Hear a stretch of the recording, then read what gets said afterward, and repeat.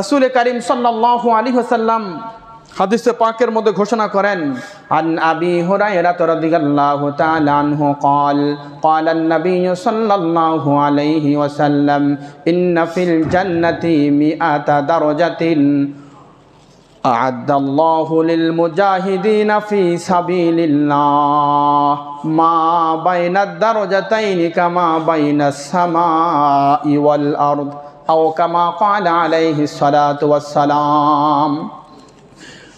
বুখারী শরীফের বর্ণনা, রাসূল কারীম সাল্লাল্লাহু আলাইহি ওয়াসাল্লাম বলতেছেন, ইন্না ফিল জান্নাতি মিআতা দারাজাতিন আ'আদাল্লাহু লিল মুজাহিদিনা ফি সাবিলিল্লাহ।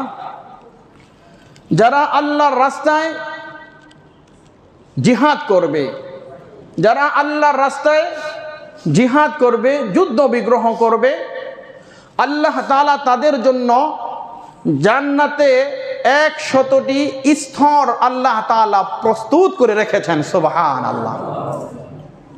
মিআতা দারাজাতিন, 100টি স্তর আল্লাহ যারা জিহাদ করবে মুজাহিদের জন্য আল্লাহ তৈরি করে রেখেছেন। এই স্তরগুলো কত বড়?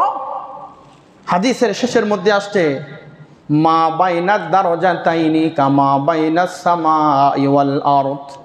বলে একটা স্তর থেকে আরেকটা স্তরের দূরত্ব হলো, বলে আসমান আর জমিনের দূরত্ব যত বড়, কামা বাইনাস সামাই ওয়াল আরদ, আসমান আর জমিনের দূরত্ব যত বিশাল, বলে একটা স্তর থেকে আরেকটা স্তর পর্যন্ত বলে এত পরিমাণ দূরত্ব রয়েছে। সুবহানাল্লাহ। তাহলে একজন শহীদের জন্য আল্লাহ জান্নাতে 100টি স্তর তৈরি করে রেখেছেন এবং প্রত্যেকটা স্তর একটা থেকে আরেকটার দূরত্ব হলো, একটা থেকে আরেকটার পাশ হলো বলে আসমান আর জমিনের সমপরিমাণ। সুবহানাল্লাহ। এই জন্য অন্য হাদিসের মধ্যে রাসূল কারীম সাল্লাল্লাহু আলাইহি ওয়াসাল্লাম বলেন, হযরত আনাস ইবনে মালিক রাদিয়াল্লাহু তাআলা আনহু বর্ণনা করেন, ক্বালান নবী সাল্লাল্লাহু আলাইহি ওয়াসাল্লাম লাগাদওয়াতুন ফি সাবিলিল্লাহি আও রাওহাতুন খায়রুম মিনাদ দুনিয়া ওয়া মা ফিহা। হযরত আনাস ইবনে মালিক রাদিয়াল্লাহু তাআলা আনহু বলেন, রাসূলুল্লাহ সাল্লাল্লাহু আলাইহি ওয়াসাল্লাম ইরশাদ করেছেন, কোন ব্যক্তি যদি এক সকাল অথবা এক বিকাল আল্লাহর রাস্তায় যদি জিহাদ করে,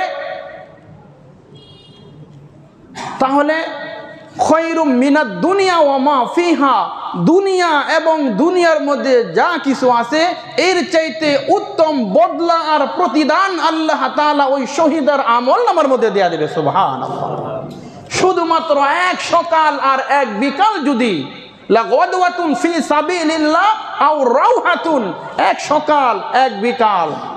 আর তিরমিজি শরীফের মধ্যে অথবা মুসলিম শরীফের মধ্যে আসছে যে একটা উটনির দুধ দহন করতে যেই পরিমাণ সময় লাগে, একটা উটনির দুধ দহন করতে যেই পরিমাণ সময় লাগে, এই অল্প পরিমাণ সময় যদি কেউ জিহাদের ময়দানে জিহাদের জন্য অংশগ্রহণ করে, বলে তাহলেও তার জন্য জান্নাত ওয়াজিব হয়ে যাবে। সুবহানাল্লাহ।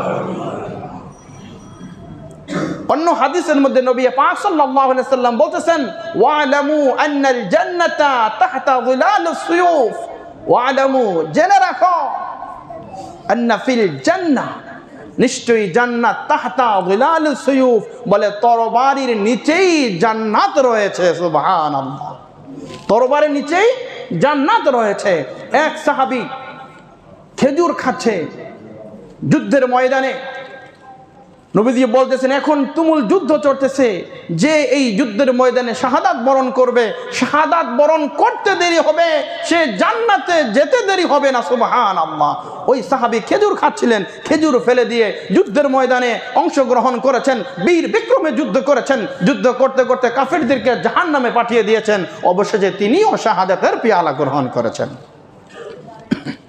এই হাদিসের মধ্যে যে আসলো, আন্না ফিল জান্নাতি তাহতা যিলালিস সুয়ুফ, তরবারির নিচেই, তরবারি ছায়ার তলে জান্নাত রয়েছে।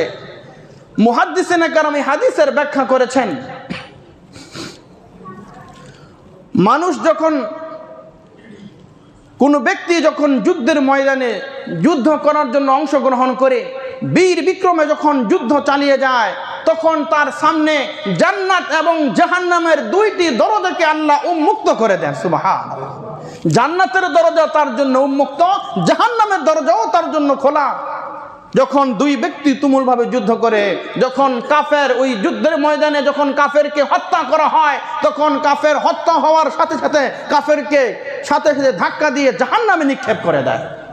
আর যখন মুমিন ইমানদার, যখন ইমানওয়ালা যখন যুদ্ধের ময়দানে শাহাদাত বরণ করে, বলে তখন সম্মানের সাথে ইজ্জতের সাথে ফেরেশতারা তার লাশ সুন্দরভাবে জান্নাতের দরজায় পৌঁছায়া দেয়। সুবহানাল্লাহ।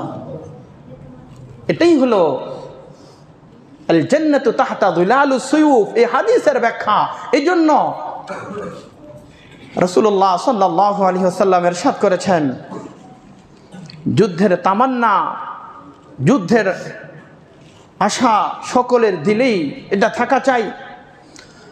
হাদিস শরীফের মধ্যে এমন আসছে, নবী পাক সাল্লাল্লাহু আলাইহি ওয়াসাল্লাম বলতেছেন, কোন ব্যক্তি যদি একনিষ্ঠতার সাথে, একাগ্রতার সাথে যদি এই চিন্তা চেতনা করে যে আমি জিহাদ করবই, আমি যুদ্ধে অংশগ্রহণ করবই, এই চিন্তা চেতনা মন মানসিকতা নিয়ে সে যখন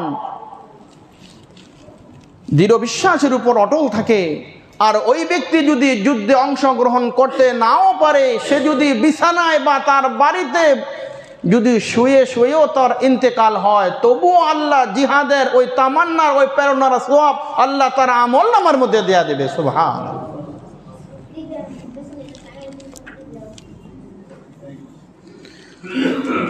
যুদ্ধের ময়দানে মানুষ যখন জখম হয়, আহত হয়, বলে আহত হওয়ার কারণে তার জখম থেকে যে রক্ত প্রবাহিত হয়, হযরত আবু হুরায়রা রাদিয়াল্লাহু তাআলা আনহু বলেন, ওয়াল্লাযী নাফসি বিয়াদিহি লা ইউকলামু আহাদুন ফি সাবিলিল্লাহ। হযরত আবু হুরায়রা রাদিয়াল্লাহু তাআলা আনহু বর্ণনা করেন, ওই সত্তার কসম যার হাতে আমার প্রাণ, কোন ব্যক্তি যদি আল্লাহর রাস্তায় যুদ্ধ করতে গিয়ে যদি আহত হয়, জখম হয়, তার শরীরে রক্ত বের হয়, এই রক্ত প্রবাহিত হওয়ার কারণে, বের হওয়ার কারণে এরপরে তার যখন ইন্তেকাল হবে, বলে কিয়ামতের কঠিন ময়দান, ইল্লা জা ইয়াউমাল কিয়ামা, সে যখন কিয়ামতের ময়দানে আল্লাহ তাআলার সামনে সে যখন হাজির হবে, উপস্থিত হবে, ওয়াল লাউনু লাউনিদ দামান ওয়ার রিহু রিহুল মিস্ক, হাদিসের ভাষ্য, তখন তার শরীরে যেই তাজা রক্ত বের হয়েছিল, ওই কিয়ামতের কঠিন ময়দান, বলে তার শরীরের তাজা রক্তে রঞ্জিত হয়ে এরপরে হাসরের ময়দানে উঠবে। সুবহানাল্লাহ। এবং ওই রক্তের সুঘেরান পুরা হাসর ময়দানে ছড়িয়ে ছিটিয়ে পড়বে। ওয়ার রিহু রিহুল মিস্ক, বলে ওই শহীদের তাজা রক্তের রঞ্জিত হওয়ার তার রক্ত, তার খুন, বলে এত সুঘ্রাণ হবে, বলে মেশক আম্বরের চাইতেও আরো সুঘ্রাণ হবে। সুবহানাল্লাহ।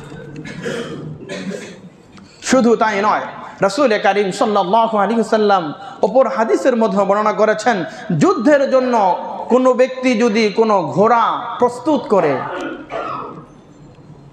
আমি ভবিষ্যতে যুদ্ধ করব কাফের মুশরিকদের সাথে, বেঈমান ইহুদি খ্রিস্টানদের সাথে আমি যুদ্ধ করার জন্য আমি রাসূলুল্লাহ সাল্লাল্লাহু আলাইহি ওয়াসাল্লামের একটা আদর্শকে, একটা সুন্নতকে বাস্তবায়ন করব, আমি জিহাদে অংশগ্রহণ করব, সেজন্য আমি ঘোড়া প্রস্তুত করতেছি। হাদিসের ভাষ্য হলো, কিয়ামতের কঠিন ময়দান এই ঘোড়ার খাদ্য পানি এবং এই ঘোড়ার গোবর এবং পেশাবকে আল্লাহ রাব্বুল আলামিন মিজানের দাড়ি পাল্লায় আল্লাহ তাআলা ওজন করবেন। সুবহানাল্লাহ।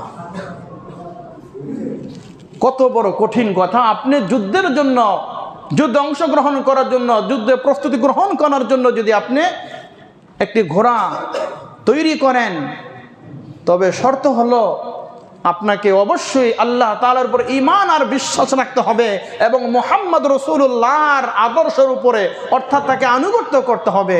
যদি আল্লাহকে আল্লাহ বলে বিশ্বাস না করেন আর নবীজিকে নবী বলে বিশ্বাস না করেন, তাহলে যতই আপনি যুদ্ধ বিগ্রহ করেন ওটার মধ্যে কোনোই ফায়দা আসবে না। এজন্য